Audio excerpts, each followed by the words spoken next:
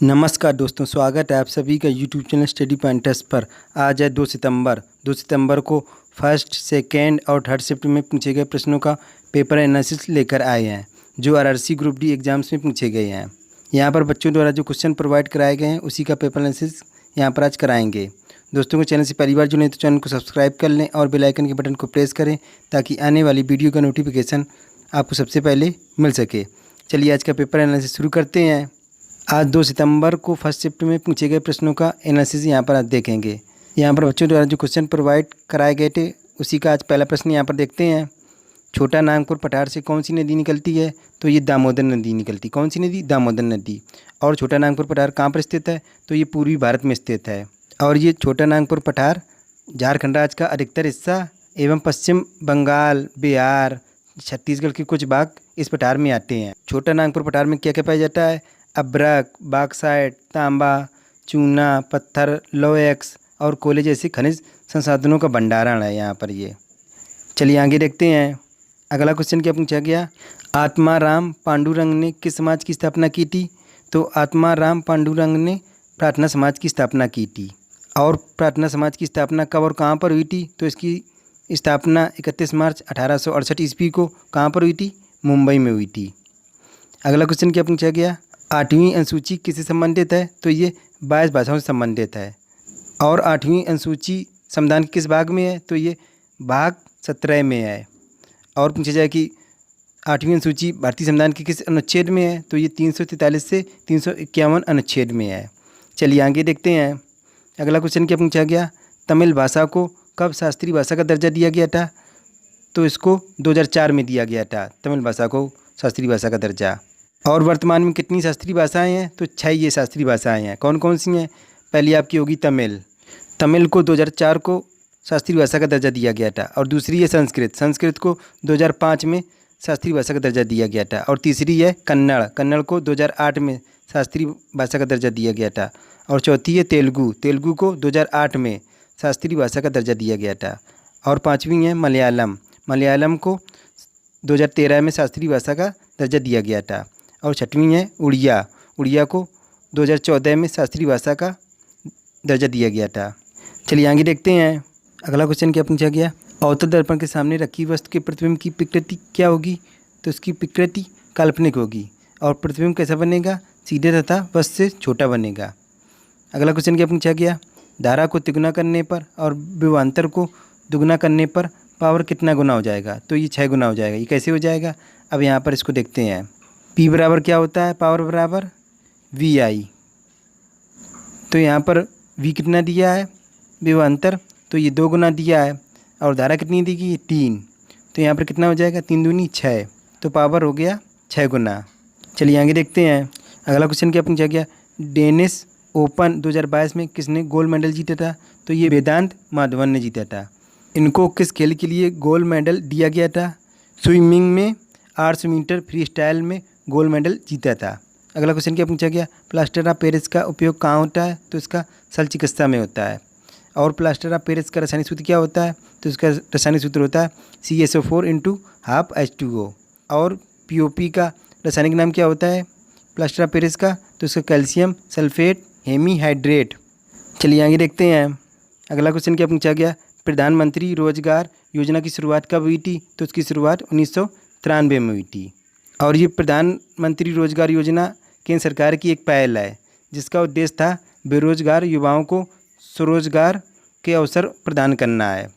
यह योजना युवाओं और महिलाओं को लोन प्रदान करती है। देश के बेरोजगार युवाओं को इस योजना के तहत अपना खुद का उद्योग रोजगार शुरू करने के लिए केंद्र सरकार की तरफ से 10 लाख से लेकर 25 लाख रुपए तक का लोन प्रदान किया जाएगा।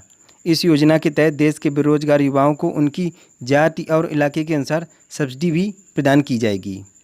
चलिए आगे देखते हैं। अगला क्वेश्चन क्या पूछा गया? राजस्व घाटा से संबंधित प्रश्न। यहाँ पर बच्चों द्वारा क्वेश्चन प्रोवाइड नहीं हो पाया था सही। तो यहाँ पर पहले सबसे समझते हैं कि राजस्व घाटा होता क्या है। जब सरकार अपनी कमाई से अधिक खर्च करना शुरू कर देती है तो इसका परिणाम राजस्व घाटा होता है। और राजस्व घाटा में वे लेन देन भी शामिल होते हैं जो सरकार की वर्तमान आय और व्यय पर सीधा प्रभाव डालते हैं। अगला क्वेश्चन क्या पूछा गया? न्यूनतम आवश्यकता कार्यक्रम किस पंचवर्षीय योजना में लागू किया गया था? तो ये 5वीं पंचवर्षीय योजना में लागू किया गया था। और 5वीं पंचवर्षीय योजना कब से कब तक चली थी? तो ये 1974 से 1978 ईस्वी तक चली थी। और इस योजना का मुख्य उद्देश्य क्या था? गरीबी उन्मूलन के साथ आत्मनिर्भरता प्राप्त करना। चलिए आगे देखते हैं। अगला क्वेश्चन क्या पूछा गया? मरु महोत्सव कहाँ मनाया जाता है? तो ये जैसलमेर में मनाया जाता है। और जैसलमेर है कहाँ पर ये? तो ये राजस्थान में है। अगला क्वेश्चन क्या पूछा गया? पंचायती राज किस अनुच्छेद में है? तो ये अनुच्छेद 40 में है। और पूछा जाए किस भाग में है? तो ये भाग 9 में है। और किस अनुसूची में है? तो ये 11वीं अनुसूची में है। अगला क्वेश्चन क्या पूछा गया? लार में कौन सा एंजाइम पाया जाता है? तो लार में टाइलिन एंजाइम पाया जाता है। चलिए आगे देखते हैं। अगला क्वेश्चन क्या पूछा गया? द्विविस्थापन अपक्रिया संबंधित प्रश्न पूछा गया था। सबसे पहले यहाँ पर समझते हैं कि द्विविस्थापन अपक्रिया होती क्या है। दो अलग अलग परमाणु या परमाणुओं के समूह का आपस में आदान प्रदान होता है, तब यह अपक्रिया द्विविस्थापन अपक्रिया कहलाती है। अब इसको यहाँ पर ये उदाहरण से समझते हैं। ये बेरियम क्लोराइड को सोडियम सल्फेट से मिलाते हैं तो क्या बनता है? बोरियम सल्फेट और सोडियम क्लोराइड। चलिए आगे देखते हैं। अगला क्वेश्चन क्या पूछा गया? वॉशिंग सोडा का रासायनिक सूत्र क्या होता है? तो वॉशिंग सोडा का रासायनिक सूत्र Na2CO3 होता है। उसका रासायनिक नाम क्या होता है? Sodium carbonate. और अगर आपसे पूछा जाए बेकिंग सोडा खाने वाला सोडा का रासायनिक सूत्र क्या होता है? तो इसका होता है NaHCO3 सोडियम बाइकार्बोनेट। अगला क्वेश्चन क्या पूछा गया? राष्ट्रीय आपातकाल किस अनुच्छेद में नहीं है? तो ये अनुच्छेद 358 में नहीं है। और राष्ट्रीय आपातकाल किस अनुच्छेद में है? तो अनुच्छेद 352 में है। और राष्ट्रपति शासन अनुच्छेद 356 में है। और वित्तीय आपातकाल अनुच्छेद 360 में है। चलिए आगे देखते हैं। अगला क्वेश्चन क्या पूछा गया? सविनय अवज्ञा आंदोलन की शुरुआत कब हुई थी? तो इसकी शुरुआत 12 मार्च 1930 को हुई थी। और सविनय अवज्ञा आंदोलन की शुरुआत किसने की थी? तो ये महात्मा गांधी ने की थी। अगला क्वेश्चन देखते हैं। उष्णकटिबंधीय सदाबहार वन में कितने सेंटीमीटर वर्षा होती है? तो इसमें 175 से 200 सेंटीमीटर तक वर्षा होती है। और ये उष्णकटिबंधीय सदाबहार वन कहाँ पाए जाते हैं? तो ये एशिया में, ऑस्ट्रेलिया में, अफ्रीका में, दक्षिण अमेरिका में, मध्य अमेरिका में और प्रशांत द्वीपों पर पाए जाते हैं। चलिए आगे देखते हैं। अगला क्वेश्चन क्या पूछा गया? हाल ही में इंडिया ओपन 2022 में किस खिलाड़ी ने बैडमिंटन प्रतियोगिता जीती है? तो ये लक्ष्य सेन ने जीती है। अगला क्वेश्चन क्या पूछा गया? लचीली अस्थियाँ कौन सी होती हैं? तो ये कान की हड्डी होती हैं लचीली अस्थियाँ। अगला क्वेश्चन क्या पूछा गया? सबसे अधिक इलेक्ट्रॉन घनता किस तत्व की होती है? तो ये क्लोरीन की होती है। और अगर आपसे पूछा जाए कि सबसे अधिक विद्युत ऋणात्मकता किसकी होती है? तो ये फ्लोरीन की होती है। चलिए आगे देखते हैं। चलिए यहाँ पर देखते हैं 2 सितंबर को सेकंड शिफ्ट में पूछे गए प्रश्नों का एनालिसिस। यहाँ पर पहला प्रश्न देखते हैं। योजना आयोग की स्थापना कब की गई थी? तो इसकी स्थापना 15 मार्च 1950 को की गई थी। और योजना आयोग का नाम बदलकर नीति आयोग कब किया गया था? तो ये 1 जनवरी 2015 को किया गया था। अगला क्वेश्चन क्या पूछा गया था? मेक इन इंडिया 2022 के तहत कौन सा कंप्यूटर बनाया गया था? तो ये परम गंगा कंप्यूटर बनाया गया था। किसके द्वारा? IIT रुड़की द्वारा। परम गंगा को नेशनल सुपर कंप्यूटिंग मिशन के तहत तैयार किया गया था। किसके तहत? नेशनल सुपर कंप्यूटिंग मिशन के तहत तैयार किया गया था। चलिए आगे देखते हैं। अगला क्वेश्चन क्या पूछा गया था? हरिजन सेवक संघ की स्थापना किसने की थी? तो ये महात्मा गांधी ने की थी। कब की थी? 1932 ईस्वी में। और हरिजन सेवक संघ की स्थापना भारत में अस्पृश्यता को हटाने के लिए की गई थी। यह गैर लाभकारी संस्था थी जो हरिजन और दलितों, अनुसूचित जनजाति के उत्थान के लिए कार्य करती है। अगला क्वेश्चन क्या पूछा गया? प्राण एवं दैहिक स्वतंत्रता का अधिकार किस अनुच्छेद में है? तो ये अनुच्छेद 21 में है। चलिए आगे देखते हैं। अगला क्वेश्चन क्या पूछा गया? पारिस्थितिकी तंत्र में ऊर्जा का मुख्य स्रोत क्या है? तो ऊर्जा का मुख्य स्रोत है सूर्य और प्रकाश। कौन सा? सूर्य और प्रकाश। अगला क्वेश्चन क्या पूछा गया? रंगों का अपवर्तन क्रम से संबंधित प्रश्न पूछा गया था। अब यहाँ पर देखते हैं रंगों के ये घटते से बढ़ते क्रम में जो भी आपके ऑप्शन में रहा, बच्चों द्वारा सही क्वेश्चन मिल नहीं पाया था। अब यहाँ पर देखते हैं घटते से बढ़ते क्रम में पहला क्या है? घटते से बढ़ते क्रम पहले सब लाल आएगा, फिर नारंगी, पीला, हरा, नीला, जामुनी और बैंगनी। और इसको याद करने की ट्रिक क्या है? इसको ऐसे याद कर सकते हैं। बिग जियोर से क्या होता है? ये वी से क्या होता है? वायलेट होता है, इसको क्या कहते हैं? बैगनी। आई से इंडिगो, इसको कहते हैं जामुनी। और बी से ब्लू, इसको कहते हैं नीला। जी से क्या होता है? ग्रीन, ग्रीन माने क्या होता है? हरा। और वाई से येलो, येलो माने क्या होता है? पीला।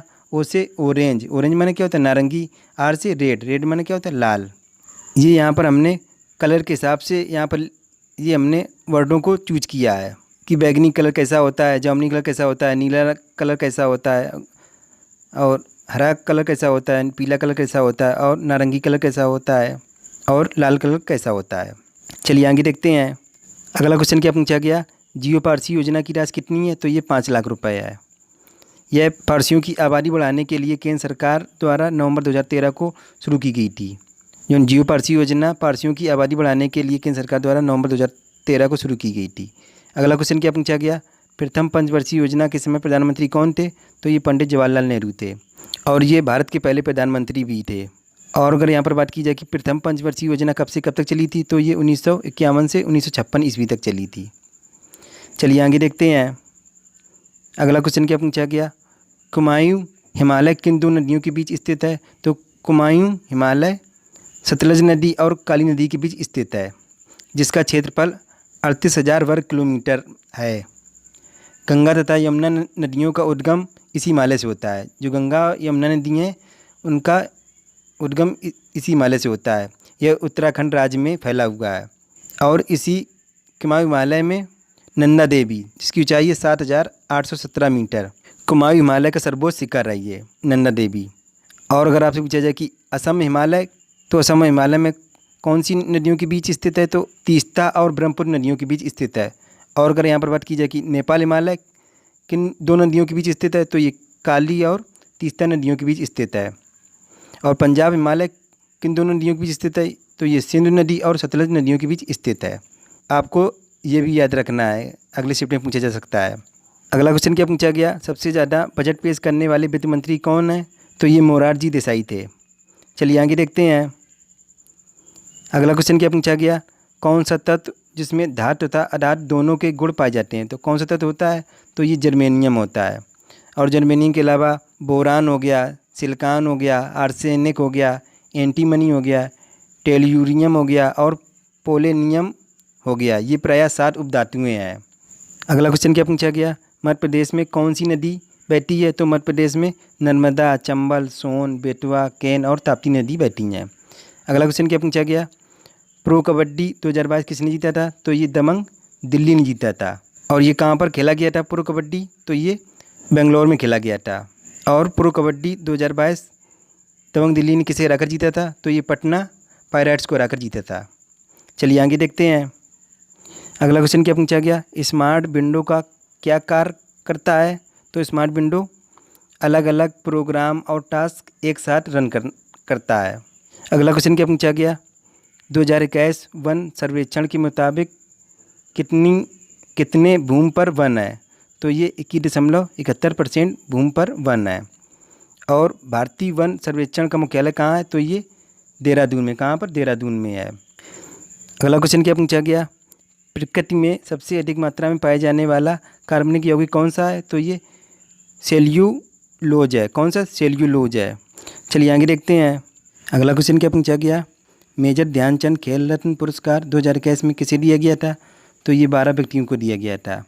ये कौन है 12 व्यक्ति, पहला यहाँ पर देखते हैं नीरज चोपड़ा को एथलेटिक्स में, और दूसरा है रवि दहिया को कुश्ती में, और तीसरा है PR श्रीजेश को हॉकी में, और चौथा है लवलीना बोरगोहेन को मुक्केबाजी में, और पाँचवां सुनील छेत्री को फुटबॉल में, और छठवां मिताली राज को क्रिकेट में, और सातवां प्रमोद भगत को बैडमिंटन में, आठवां है सुमित अंतिल को एथलेटिक्स में, और नौवां अवनी लेखरा को निशानेबाजी में, और 10वां है कृष्णा नागर को बैडमिंटन में, और 11वां है मनीष नरवाल को निशानेबाजी में, और 12वां मनप्रीत सिंह को हॉकी में मेजर ध्यानचंद खेल रत्न पुरस्कार प्रदान किया गया है 2021 में। आपका जो भी ऑप्शन में रहा होगा उस पर आप टिक कर लीजिए।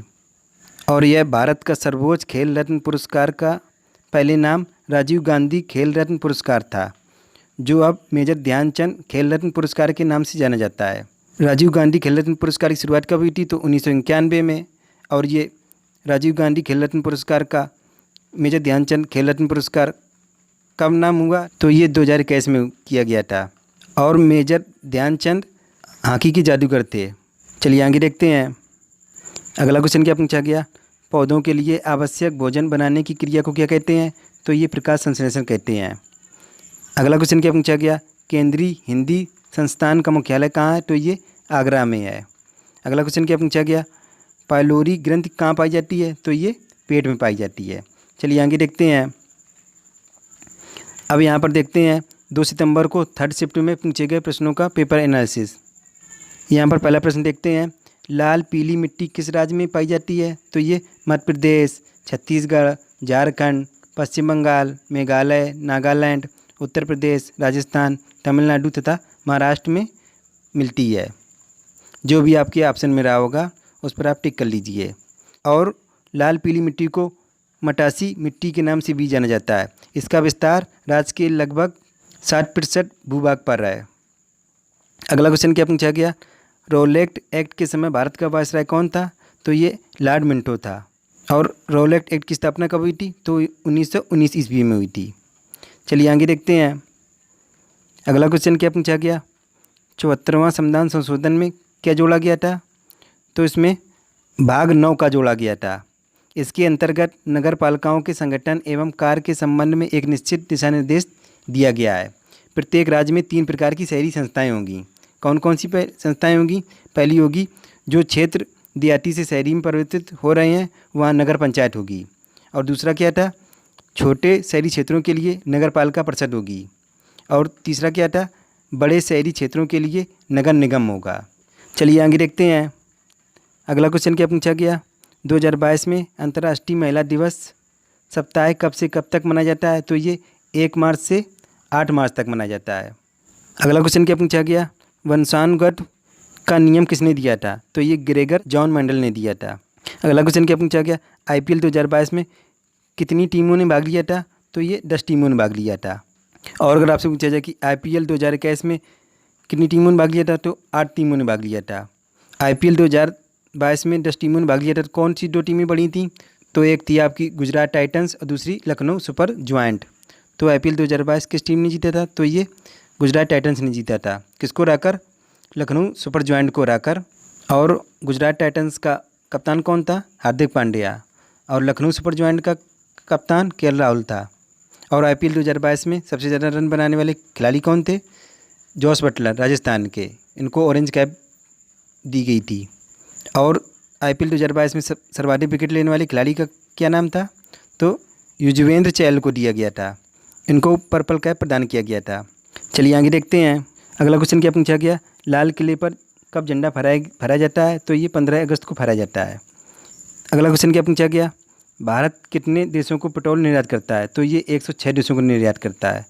और अगर आपसे पूछा जाए कि भारत में पेट्रोल कौन से देश से आता है? तो ये भारत में कच्चा तेल मुख्यतः 4 देशों से आता है। कौन से 4 देश हैं? पहला इराक, दूसरा संयुक्त राज्य अमेरिका, तीसरा नाइजीरिया, चौथा सऊदी अरबिया से आता है। चलिए आगे देखते हैं। अगला क्वेश्चन क्या पूछा गया, एक अश्व शक्ति किसके बराबर होता है? तो ये 746 वाट के बराबर होता है। अगला क्वेश्चन क्या पूछा गया, अवतल दर्पण में वस्तु का प्रतिबिंब कैसे बनता है? तो ये आभासी तथा सीधा बनता है। और अगर आपसे पूछा जाए कि उत्तल दर्पण में कैसा प्रतिबिंब बनता है? तो ये वास्तविक तथा उल्टा बनता है। अगला क्वेश्चन क्या पूछा गया, भारत का पहला बायोगैस आधारित प्लांट कहाँ पर है? तो ये मध्य प्रदेश के खंडवा में है। चलिए आगे देखते हैं। अगला क्वेश्चन क्या पूछा गया, रोवर्स कप किस खेल से संबंधित हैं? तो ये फुटबॉल से संबंधित हैं। अगला क्वेश्चन क्या पूछा गया, त्रिक नियम किसने दिया था? तो ये डोबे रायनर ने दिया था। अगला क्वेश्चन क्या पूछा गया, घड़ी में 90 अंश का कोण 48 घंटे में कितनी बार बनेगा? तो ये 44 बार बनेगा। और अगर आपसे पूछा जाए कि घड़ी में 90 अंश का कोण 24 घंटे में कितनी बार बनेगा? तो ये 22 बार बनेगा। चलिए आगे देखते हैं। अगला क्वेश्चन क्या पूछा गया, मानव शरीर की सबसे बड़ी हड्डी कौन सी होती है? तो फीमर होती है मानव शरीर की सबसे बड़ी हड्डी। ये कहाँ पर पाई जाती है? जांघ में पाई जाती है। और अगर आपसे पूछा जाए कि मानव शरीर की सबसे छोटी हड्डी कौन सी होती है? तो ये स्टेपीज हड्डी होती है। ये कहाँ पर पाई जाती है? कान में पाई जाती है। अगला क्वेश्चन क्या पूछा गया, क्विनाइन जो मलेरिया के इलाज के लिए प्रयोग की जाती है, सिनकोना पादप के किस भाग से आती है? तो ये छाल से आती है। अगला क्वेश्चन क्या पूछा गया, किस फल में लौह प्रचुर मात्रा में पाया जाता है? तो ये करौंदा में पाया जाता है। किसमें? करौंदा में। चलिए आगे देखते हैं। अगला क्वेश्चन क्या पूछा गया, खाद्य पदार्थों के परिरक्षण के लिए प्रयोग में लाए जाने वाला रसायन कौन है? तो ये सोडियम बेंजोएट है। कौन सा है? Sodium benzoate. और सोडियम बेंजोएट का रासायनिक सूत्र क्या होता है? NaC7H5O2। अगला क्वेश्चन क्या पूछा गया, परमाणु जिनमें प्रोटॉनों की संख्या समान परंतु न्यूट्रॉनों की संख्या भिन्न भिन्न रहती है क्या कहलाते हैं? तो ये समस्थानिक कहलाते हैं। इनको कहते हैं आइसोटोप इंग्लिश में। और अगर भिन्न भिन्न तत्वों के वे परमाणु जिनके परमाणु क्रमांक भिन्न भिन्न परंतु द्रव्यमान संख्या समान होती हैं तो वे क्या कहलाते हैं? तो ये संभारक कहलाते हैं, इनको कहते हैं आइसोबार। चलिए आगे देखते हैं।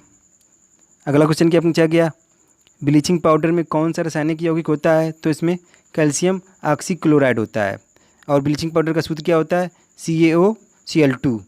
अगला क्वेश्चन क्या पूछा गया, फोटोग्राफी में कौन सा अम्ल प्रयोग किया जाता है? तो इसमें ऑक्जेलिक अम्ल प्रयोग किया जाता है।